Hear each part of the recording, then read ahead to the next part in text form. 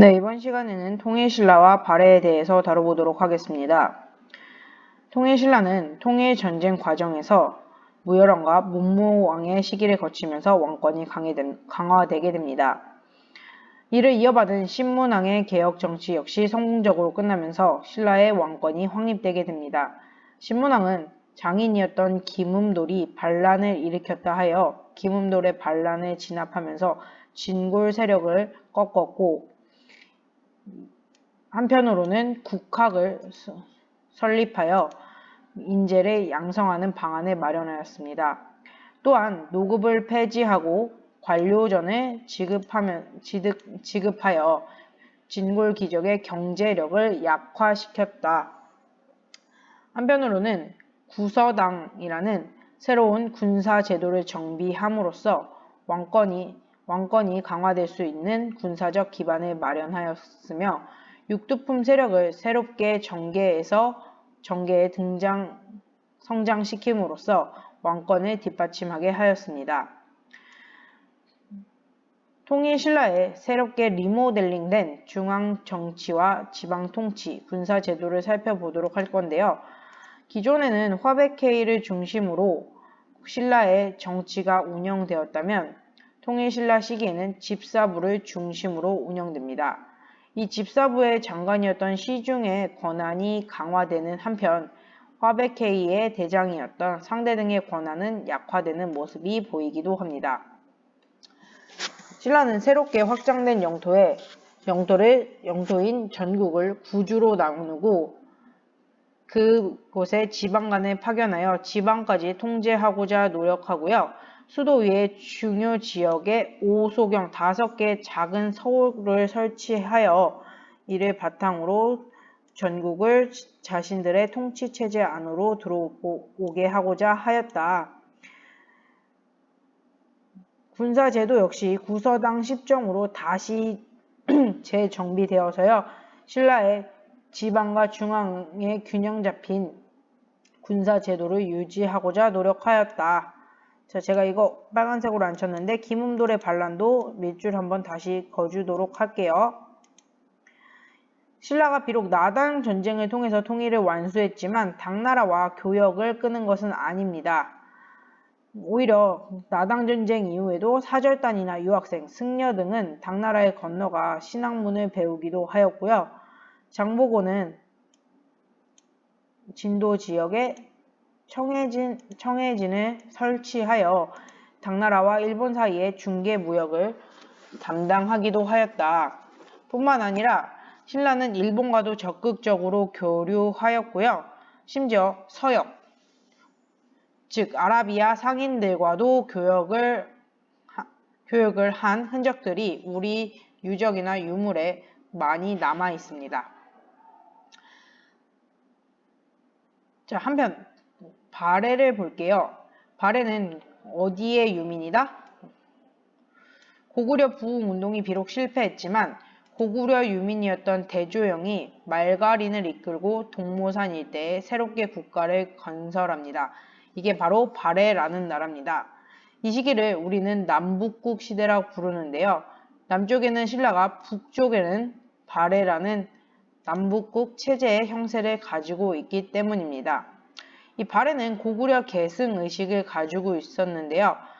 발해의 주민은 고구려 유민과 말가린으로 구성되어 있지만 외교 문서에는 발해가 고구려의 후손임을 표방하고 역사가들은 발해고 등을 저술하면서 고구려 계승국으로서 발해를 인정하고 있는 모습을 보입니다. 이 발해에는 몇 명의 중요한 왕들이 있는데요. 이들의 왕의 업적을 잘 알아두시는 게 중요할 것 같아요. 일단 무자가 들어가는 왕은 굉장히 전쟁에 능한 왕들입니다. 그래서 무왕은 북만주 일대를 차지하고 산둥 지방을 공격하는 한편 돌거가 일본과의 친선 관계를 통해 당나라를 견제하고자 하였습니다. 무왕이 지나서 문왕 때에 들어오면 조금 분위기가 바뀌는데요. 이때는 당나라와의 우호 관계가 형성되면서 당나라의 문화를 받아들이는 모습도 보이기도 합니다. 그럼 발해의 슈퍼스타는 어느 왕일까요? 바로 선왕입니다. 이 선왕 때에는 발해가 약간의 혼란의 시기를 거쳐서 그 위기를 극복하고 대부분의 말갈족들이 이때 선왕 때 복속되고요. 발해가 요동 지역에 진출하는 한편 대동강 유역에서 해이롱강, 연해주까지 발해의 영역으로 영토를 확장합니다. 이때 발해의 전성기를 당나라는 어떻게 표현했냐라고 하면은 해동성국이라는 이름으로 표현하였다. 이렇게 또 잘 나가던 발해도 쇠퇴하고 멸망하는 뼈아픈 역사를 겪게 됩니다. 이렇게 잘 나갔던 발해도 9세기 말에 귀족들의 권력 다툼으로 쇠퇴하기 시작하면서요. 한편으로 세력을 키운 거란의 공격으로 926년 멸망하였다. 발해가 멸망했다 하더라도 우리의 발해는 중국의 역사가 아니라 우리나라의 역사에 들어올 수 있는 근거가 되는 이유는 이 발해 유민들이 부흥운동을 끝까지 전개하다 실패하자 이 유민들이 중국이 아니라 고려로 들어왔기 때문입니다. 그래서 우리는 고려 시기를 진정한 의미의 통일기라고 이야기하기도 한다. 발해의 정치제도는 삼성육부라는 당나라의 제도를 모방했지만 우리나라 독자적인 방식으로 운영되었으며 발해는 고구려를 계승한 우리나라의 역사로 남겨져 있습니다. 물론 그래서 고구려의 문화들이 발해의 문화에도 여러 가지 흔적으로 남겨져 있는데요. 각종 무덤이나 여기에서 나오는 유물 유적들은 고구려의 모습들을 많이 담고 있습니다.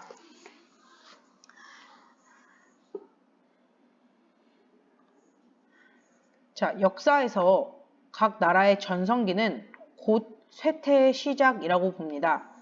신문왕 때 그렇게 잘 나가던 신라도 조금씩 권력 다툼으로 흔들리게 됩니다. 이것이 해공왕 때에 들어오면서 더욱더 심화되는데요.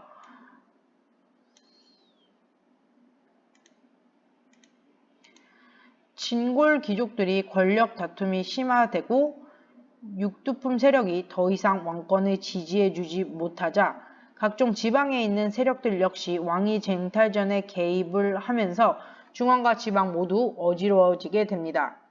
한편으로 이렇게 사회적 시스템이 붕괴되자 지방에서도 농민들이 노비로 전락하거나 초적, 즉 강도로 변모하기도 하고요. 이러한 상황을 이용해서 진골 귀족들은 더욱더 부를 늘려가고 농민을 수탈하는 모습들을 보이게 됩니다. 이러한 상황에서 새로운 세력을 가진 계층들이 성장하게 되는데요. 바로 호족 세력입니다. 이 호족은 중앙정부의 통치력 약화 상황에서 등장한 독자적인 세력 중에 하나인데요. 이들은 성주 장군이라 자신을 부르고 육두품 지식인과 결탁하면서 새로운 세계를 열고자 하였습니다. 육두품 세력들은 처음에는 중앙정부를 도와서 국가를 개혁하려고 하였으나 신라에는 어떤 제도가 있었죠? 뼈다구로 등급을 정하는 골품제가 있어서 이들의 개혁 정치를 펼칠 수가 없었습니다. 그래서 권력 다툼에 빠진 진골 귀족들에 의해서 개혁 노력이 좌절되면서 이 육두품 세력은 다시 한번 호족과 결합하면서 새로운 나라를 세웠다. 한편 이때 새로운 사상들도 유행하게 되는데요. 중앙에서 유행하였던 책을 읽고 깨달음을 얻는 교정과 달리 실천과 수행으로 깨달음을 이룰 수 있다고 강조하는 선종이 유행하였고 또한 이 선종은 호족들과 일반 백성들에게 지지를 얻으면서 한층 더 발전하게 됩니다. 한편 풍수지리설이 발달하면서 지방의 중요성이 강조되고요. 특히 이제 경주의 수도로서의 기능은 끝났다라는 풍수지리설이 유행하면서 새로운 국가, 새로운 수도가 정해지게 되는데 사상적 기반이 된다. 이러한 풍수지리설에 호족과 백성이 호응하면서 새로운 고려라는 나라가 나타나게 되는 배경이 되기도 합니다. 자, 여러분들 여기까지가 시험 범위였습니다. 자, 궁금한 점 있으시면은 과목 게시판에 넣어주시고요. 자, 여러분들이 원하는 모든 링크는 유튜브에 공개로 해두었습니다. 그래서 여러분들 그 채널에 들어오셔서 제가 올렸던 모든 영상을 다시 한번 확인하실 수 있습니다. 시험 공부 열심히 하시기 바랍니다. 감사합니다.